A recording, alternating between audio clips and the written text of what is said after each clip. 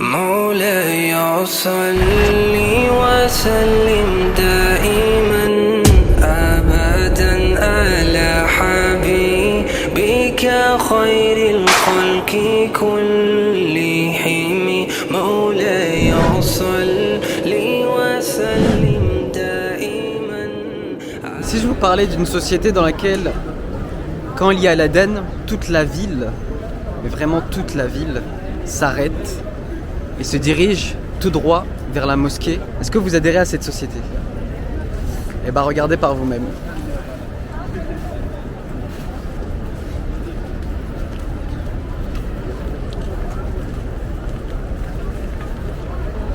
Toute la ville s'arrête. Les gens vivent leur vie en fonction de la prière. À chaque fois qu'ils font quelque chose, ils se demandent quand est-ce que c'est la prière. Et quand c'est la prière, ils ferment la boutique et ils se dirigent vers la mosquée Sainte Nabawi. Et regardez le visage des gens. Ils sont unis par la foi et différents par les coutumes, par les mœurs, par l'apparence. Mais la foi nous fait tous ressembler à la même personne. Et c'est ça le but de notre si magnifique religion.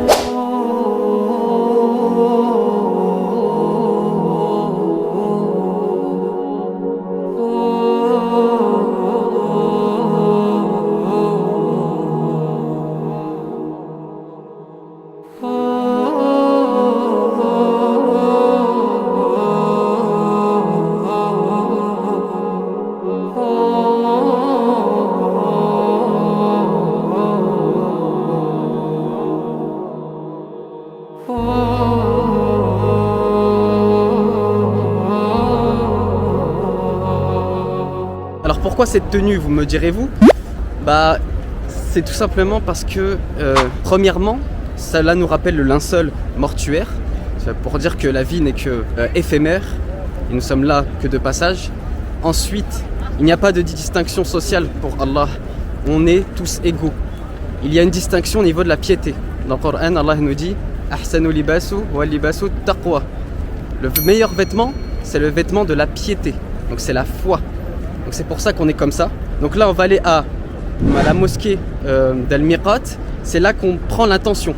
Et ensuite une fois qu'on a l'intention, on doit redire à voix haute Labbaik Allahumma labbaik, labbaik la sharika laka labbaik, innal hamda wa ni'mata laka wal mulk la sharika lak. Oh Allah, je réponds à ton appel, à toi toutes les louanges, toi tous les bienfaits, et je ne t'associe en rien. Donc voilà à peu près la traduction relative et rapprochée. Vas-y, on se rejoint là-bas, Inch'Allah. Là, on est à la mosquée Al-Miqat, c'est là qu'on fait la talbiya. Tu arrives ici, tu sais les 2 rak'a dans cette mosquée. Et après, tu fais la niya, labbaik Allahumma umra, et tu t'arrêtes pas de dire labbaik Allahumma labbaik, ok? Donc c'est comme ça que ça se passe.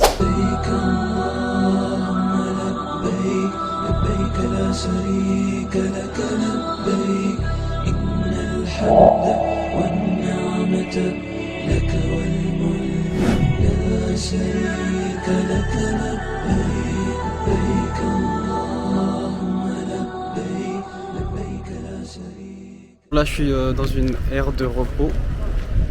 On a fait presque 300 km de route. Il nous reste à peu près 150 km. C'est incroyable parce qu'on se dit que le prophète sallallahu alayhi wa sallam et ses compagnons ont fait de la Mecque à Médine à pied sous une chaleur caniculaire, tu vois l'été là, canicule, bah à peu près ça, et sans ressources, rien. C'est là qu'on voit le sacrifice de ces hommes pour nous, pour qu'on puisse se dire musulman aujourd'hui. Et ça, on doit tous en prendre conscience et s'en souvenir. Regardez-moi ce soleil couchant, on prend un peu de force avant de faire le tawaf, Inch'Allah. Tawaf, cette tour autour de la Kaaba. Pourquoi cette tour? Pourquoi faire autour de la Kaaba? En fait, c'est pour rendre hommage à l'histoire d'Ibrahim. Ibrahim, c'est celui qui a construit le premier temple dédié au monothéisme pur.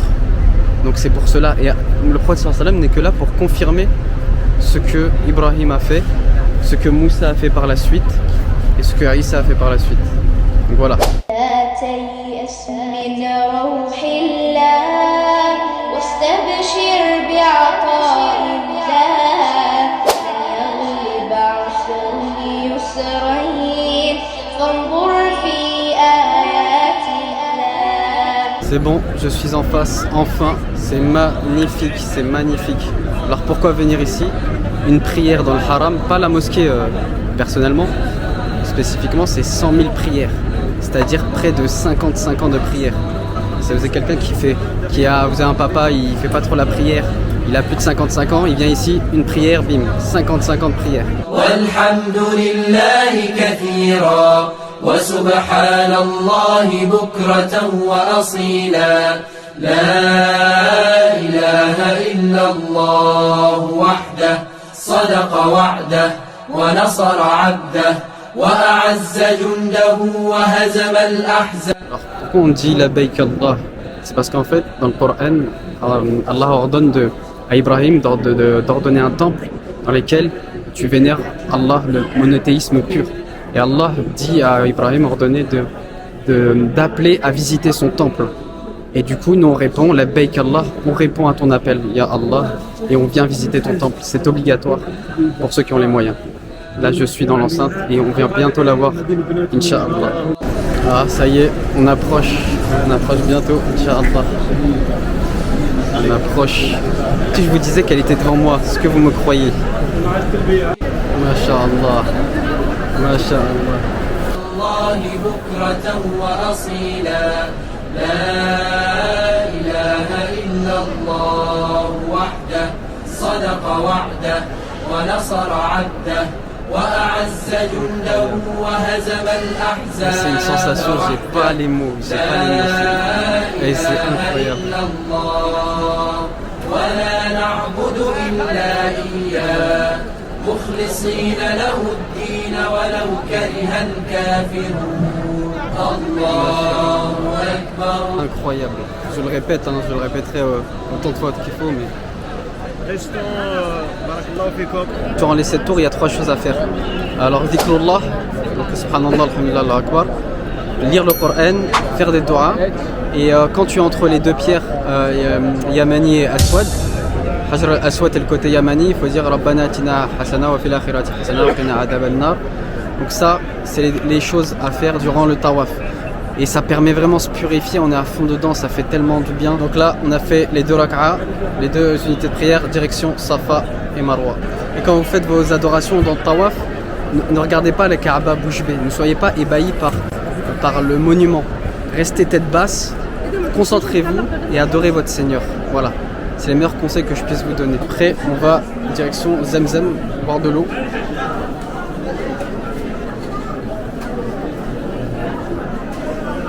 C'est Allah qui a fait jaillir cette source après que Hajar, la mère d'Ismaël, a fait 7 allers-retours Safa Marwa qu'on va faire. Du coup, voilà, c'est en hommage à elle. Du coup, on va boire de l'eau de Zemzem, c'est une sunna. J'ai rempli ma gourde d'eau Zemzem. N'hésitez pas à vous rassasier, à boire et à boire. C'est de l'eau bénie, c'est une eau miraculeuse qui est sortie du milieu du désert. Franchement, profitez-en. Buvez, douchez-vous avec même. Douchez-vous avec. C'est là qu'on va faire Safa et Marwa. On se dirige vers Safa.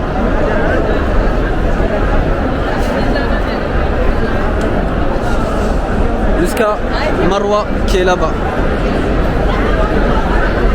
Ça représente 7 allers-retours qui représentent 4 km à peu près. Donc ça c'est Safa en face.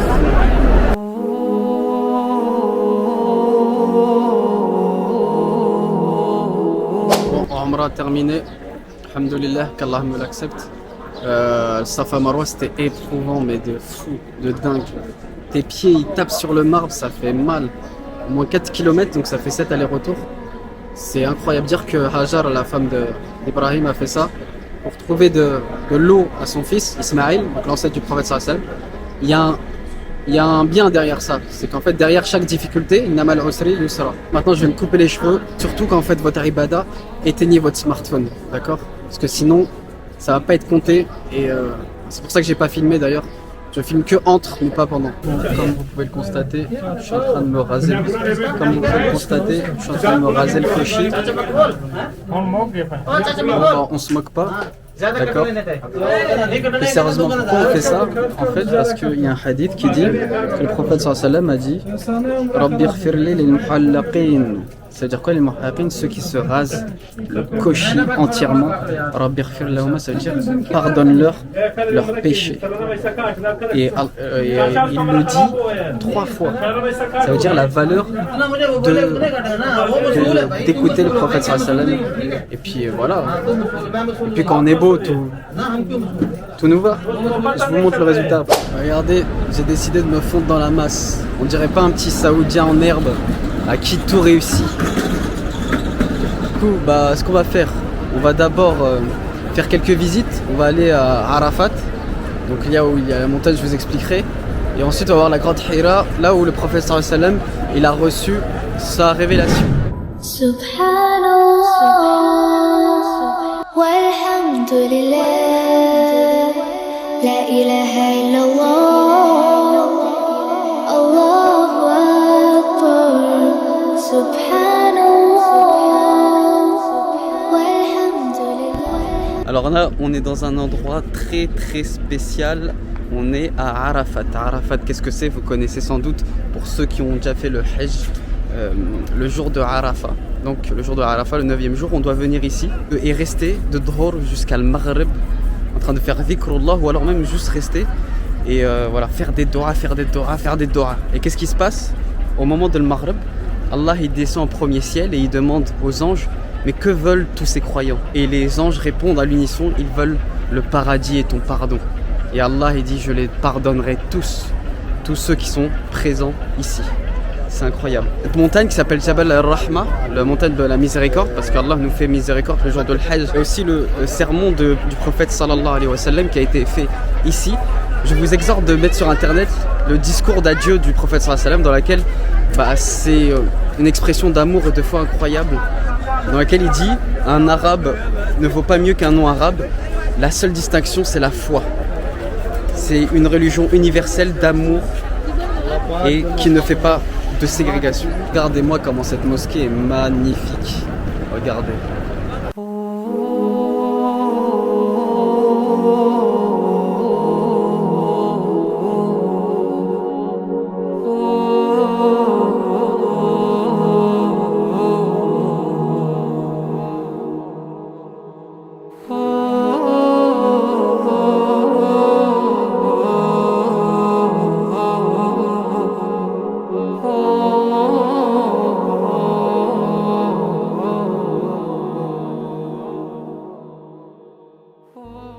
On va faire une deuxième umrah sur la pierre noire. Du coup, la pierre noire sert de point de départ à ton tawaf, à ta circulambulation. Donc tu lui fais face et tu lui dis Allahu Akbar. Et du coup, si tu peux, tu dois l'embrasser. Pourquoi on doit l'embrasser? Parce qu'il y a un hadith qui dit que celui qui réussit à l'embrasser sincèrement, de manière sincère, eh bien, ses péchés seront absous. C'est-à-dire que ses péchés seront pardonnés, tous ces péchés seront pardonnés. Du coup, on est là, vous allez voir l'ambiance qu'il y a, la température qu'il y a, c'est chaud. Il faut se lever très tôt pour réussir à l'embrasser. Vous connaissiez le Big Ben, voici le Big Ben Laden. Je vais le couper au montage. Je sais ce que vous ressentez, une gêne incommensurable. C'est tendu, c'est très tendu pour la pierre noire.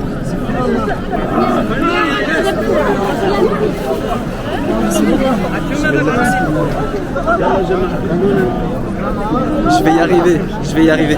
Ça fait 1 heure, je suis toujours pas arrivé.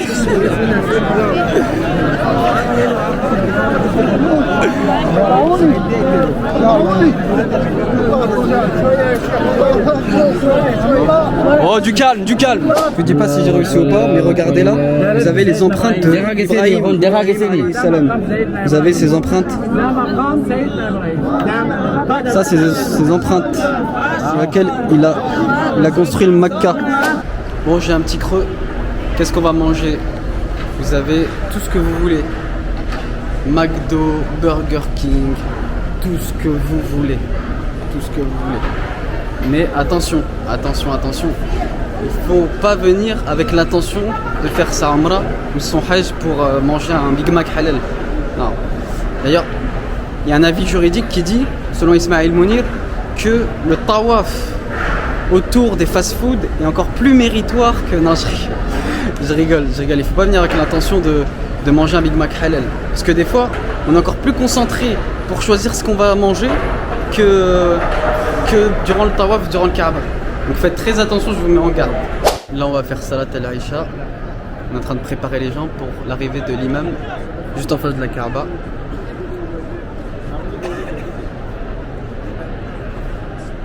Et là-bas, il y aura l'imam.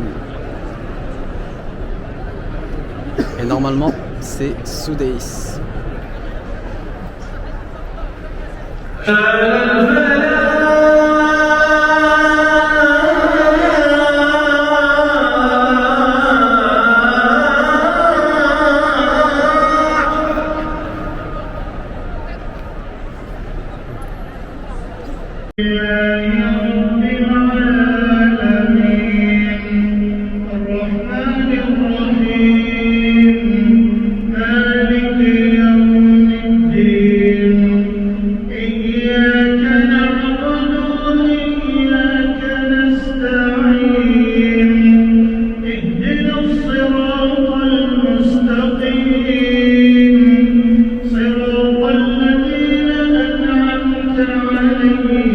غير المغضوب عليهم ولا الضالين